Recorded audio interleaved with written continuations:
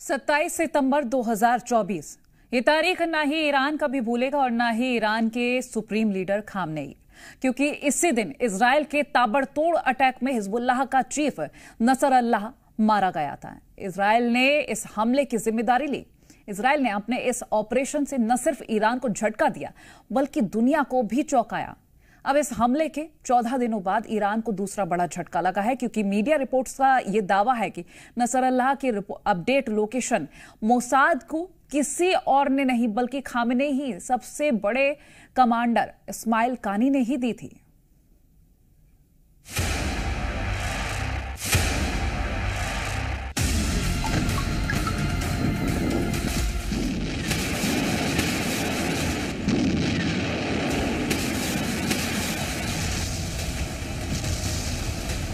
बीते एक साल से इजराइल ने ईरान को एक के बाद एक कई झटके दिए।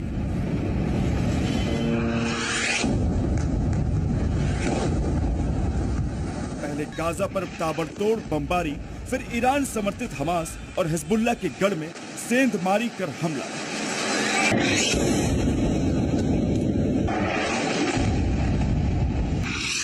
हमास चीफ इस्माइल हानिया और हिजबुल्लाह चीफ नसरल्लाह का खात्मा।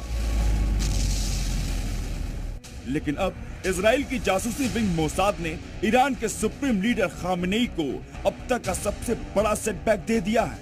खामेनेई अपने जिस कमांडर पर सबसे ज्यादा भरोसा करता था, जिस कमांडर पर इजराइल के खिलाफ काउंटर अटैक का जिम्मा था, जिस कमांडर को ईरान, हिजबुल्लाह, हमास के एक एक एक्शन की डिटेल जानकारी होती थी, अब खामेनेई के उसी कमांडर पर ईरान के साथ सबसे बड़ी गद्दारी के आरोप लगे हैं। दावा है कि जिस नसरल्लाह की मौत पर ईरान में मातम फैल गया, जिस नसरल्लाह के मौत के गम में खामेनेई बाहर नहीं आ पा रहे हैं, जिस नसरल्लाह की मौत का पूरा क्रेडिट इजराइल और उसकी खुफिया एजेंसी मोसाद को दिया गया, उसकी खुफिया जानकारी किसी और ने नहीं बल्कि खामेनेई के खासम खास इस्माइल कानी ने ही दी थी। कई मीडिया रिपोर्ट्स में दावा है कि इस्माइल कानी मोसाद के लिए काम करने लगा था और नसरल्लाह के लोकेशन की जानकारी मोसाद को इस्माइल कानी की तरफ से लगातार अपडेट की जा रही थी। नसरल्लाह की मूवमेंट की जानकारी बहुत कम लोगों को होती थी, जिसमें इस्माइल कानी भी शामिल था। अब मिडिल ईस्ट के सूत्रों का कहना है कि खामेनेई के आदेश पर इस्माइल कानी को हाउस अरेस्ट कर लिया गया है। दरअसल इस्माइल कानी को नसरल्लाह की मौत के बाद पब्लिक स्पेस में नहीं देखा गया है। इतना ही नहीं, इस्माइल कानी पर नसरल्लाह के उत्तराधिकारी की जानकारी भी इजराइल तक पहुंचाने का शक है, जिसकी वजह से इजराइल ने नसरल्लाह के उत्तराधिकारी हाशिम सफीद्दीन को भी मौत के घाट उतार दिया था। जनवरी 2020 में अमेरिका ने कासिम सुलेमानी को मार गिराया था। तब से इस्माइल कानी IRGC की विदेश यूनिट कुद्स फोर्स का प्रमुख बन गया था। ईरानी कमांडर की ओर से इजराइल को जानकारी देने का शक तब और बढ़ गया जब हसन नसरल्लाह के उत्तराधिकारी हाशिम सफीद्दीन को 4 अक्टूबर को इजराइल ने एक बंकर से मिसाइल में मार डाला था।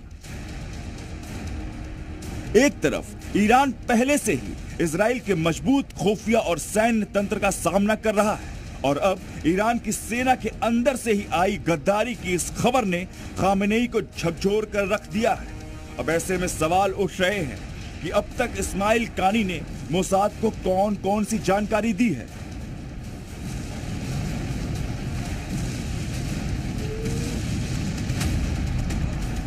दरअसल 1 अक्टूबर को ईरान ने इजराइल के खिलाफ मिसाइल अटैक किया था, जिसके काउंटर अटैक की तैयारी इजराइल लगातार कर रहा था। इस अटैक में तेल डिपो पर अटैक की प्लानिंग थी। ऐसे में अगर इस्माइल कानी ने मोसाद से हाथ मिला लिया है तो मिडिल ईस्ट के वॉर जोन में इंसानी इतिहास के सबसे विध्वंसक हमले को रोकना तकरीबन नामुमकिन है। ब्यूरो रिपोर्ट, जी मीडिया।